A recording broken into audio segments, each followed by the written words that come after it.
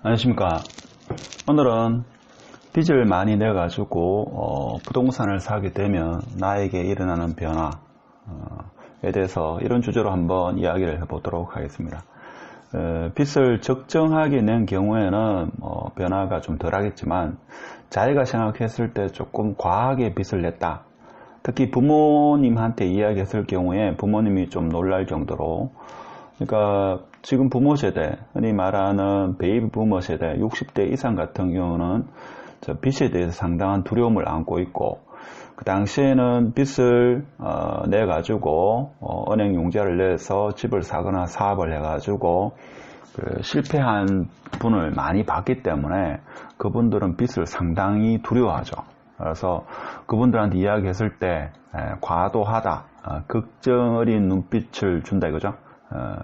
그랬을 때 나에게 일어나는 변화, 일반적인 변화, 공감이 되실지 모르겠습니다만은 한번 이야기를 해보도록 하겠습니다.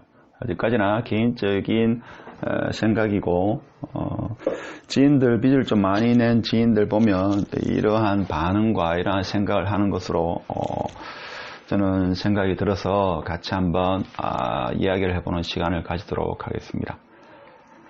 자, 빚을 많이 내게 되면 보통 일반적으로 부동산을 매수하게 되면 보통 이제 잔금 치고 나서 한 일주일 정도 지나면 법무사가 아니면 공인중개사가 등기필증, 흔히 말하는 집문서를 줍니다. 그렇죠? 그게 집이든 뭐든 간에 줍니다. 그럼 뭡니까? 아주 기분이 뿌듯하죠. 특히 첫 집일 경우에는 잠이 오지 않습니다. 기쁨과 뿌듯함이 공존합니다. 그렇죠? 공존합니다. 그래서 밥을 먹지 않아도 배가 부르고 하여튼 기분이 상당히 좋죠. 그래서 소유권, 흔히 말하는 등기필증을 모으는 것을 취미로 하는 사람도 있죠. 등기필증이 한 개, 두 개, 개수가 늘어나면 늘어날수록 남자들 같은 경우에 집에 술을 한잔 먹고 집에 들어오면 등기필증을 바닥에 이렇게 쭉 놔두고 한번 보면 뿌듯해지죠.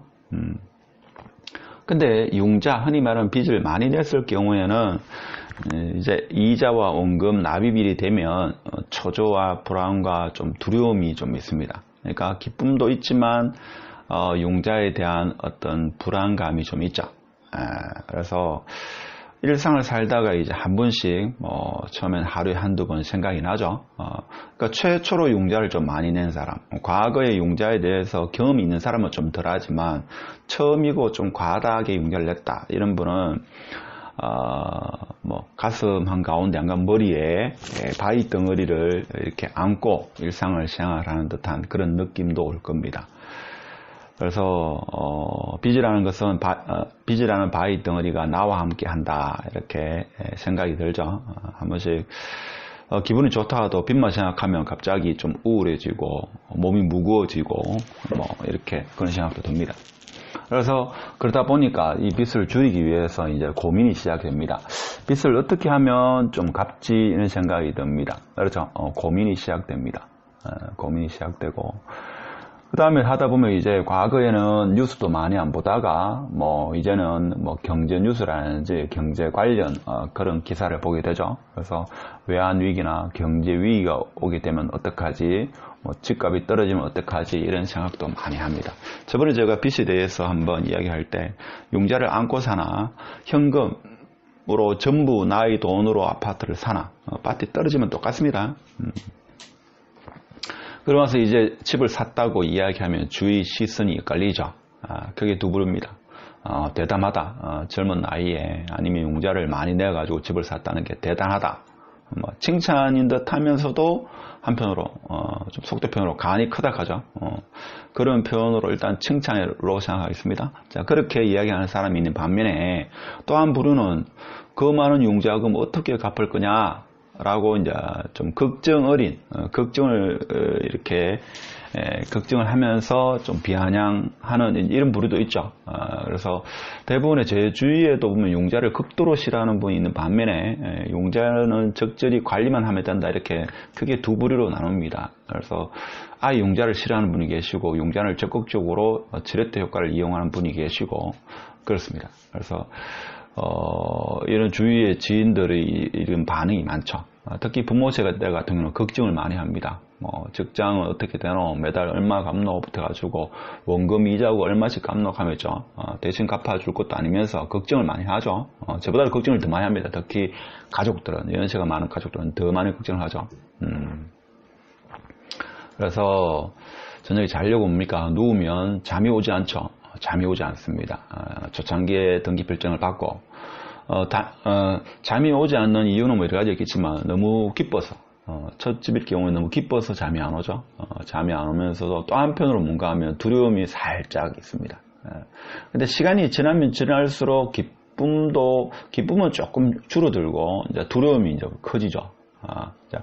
한 달, 두 달, 6개월, 1년 지나면 뭡니까? 원금하고 이자는 계속 나가죠. 내가 소득이 있든 없든 간에 원금과 이자는 계속 나갑니다. 그러니까 좀 답답해지죠. 그런 걸 경험합니다. 그렇지만 집에 오니까 상당히 기분이 좋죠.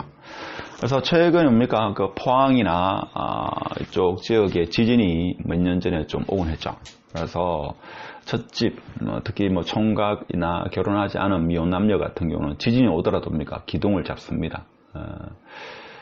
제가 제 지인한테 30 정도 되는 지인이 집을 사려고 할 때 용자를 얼마 정도 내가지고 지금 집을 사야 되나 말아야 되나. 집을 사지 않을 경우에 원룸 그 관리비하고 월세 화폐가 한 50만원 정도 나가더라고요. 그래서 제가 이야기했습니다. 집을 사가지고 원금 50만원 갚고 이자 50만원 갚으면 똑같은 거 아니겠나. 그래서 월 100만원 원금 이자 갚는다고 생각하고 50만원은 적금한다고 생각하고 50만원은 원룸 월세한다고 생각하고 집을 사라. 이렇게 이야기했습니다. 그래서 제가 많은 도움을 줘가지고 한 3억 5천 정도 해가지고 집을 샀는데 아직 서른이 안 된 걸로 알고 있습니다. 원래 서른인가 그렇습니다. 그래서 등기 필증을 받으니까 이 흥분이 되죠. 나이 서른에 3억 5천짜리 집을 이렇게 매수하게 되면 이게 있죠. 기분이 이상합니다. 가만히 있어도 있죠. 입가에 미소가 번지면서도 한 번씩 융자를 생각하면 두렵고 공포가 있죠. 상전합니다 항상.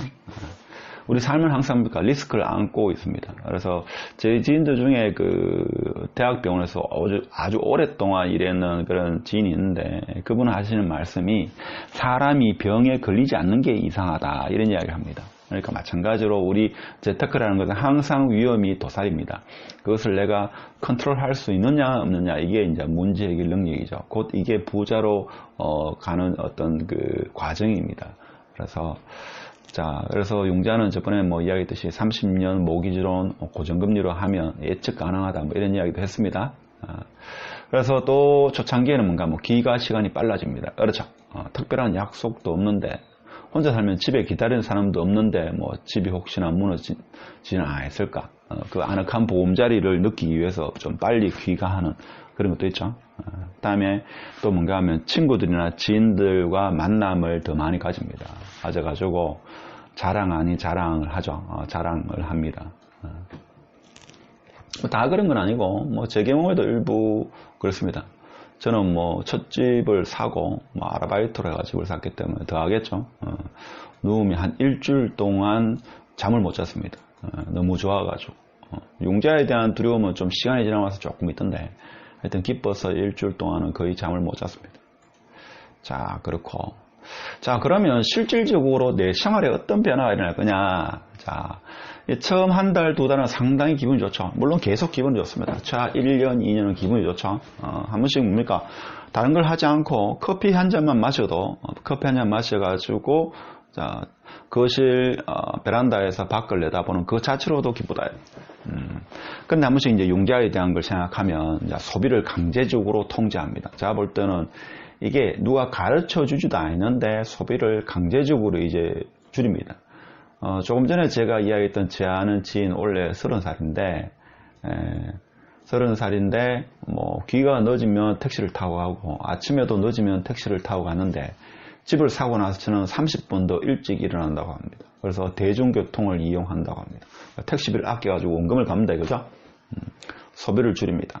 스타벅스에 가가지고 커피 마실 거를 이제 봄봄 커피나 백다방 아니면 커피 믹스로 대체한다 그죠? 아니면 집에서 커피를 내려가지고 마신다든지. 이런 사소한 커피 한 잔이지만 이런 거를 이제 아끼다 보면 모든 것을 다 아끼죠. 옷 사는 거라든지 친구하고 술 마시는 것부터 해가지고 기타 등등이죠. 모든 것을 다 아낍니다. 그럼 자기도 모르는 사이에 한 달에 한 30만원, 20만원, 30만원 더 아끼게 되는 거죠. 이 과정을 다 거칩니다. 일단 평소에 좀 늦다고 해서 택시를 타거나 뭐 하는 거를 미리 계획을 해가지고 대중교통을 이용하죠. 그래서 자기도 모르는 사이에 이렇게 강제적으로 있죠. 강제적으로 소비 패턴이 이렇게 바뀝니다. 이게 정상입니다. 그다음에 매달 이자를 줄이기 위해서 모든 소비를 절제합니다. 그렇죠? 매달 이자가 통장에서 빠져나가는 걸 보면 아깝죠. 그래서 소비를 절제합니다. 그러고 나서 이제 그때부터 뭡니까? 이제 재테크에 대해서 읽기 시작하죠. 재테크 책 관련을 더 많이 보거나 뭐 신문 기사도 더 자주 접하게 됩니다. 그러고 나서 이제 뭔가 하면 한 번씩 뭡니까? 그전에는 자기가 살고 있는 인근 부동산을 그냥 스쳐 지나가다가 이제 혹시나 가격이 올랐나 싶어가지고 내가 거주하는 지역의 내가 매수한 그 집 주위의 공인중개사의 부동산 매매 가격을 주기적으로 체크합니다. 물론 네이버 앱을 스마트폰에 설치해가지고 주기적으로 체크하죠. 체크합니다. 경제신문도 이제 안 보더니 경제신문도 보고 연예나 스포츠 관련 쪽으로 보다가 이제 경제신문도 보게 되죠. 그 다음에 재테크 카페에 가입도 해가지고 관심도 더 증가합니다. 기존에 가입하던 사람은 이제 뭡니까? 비관론자에서 이제 상승론자로 바뀌죠.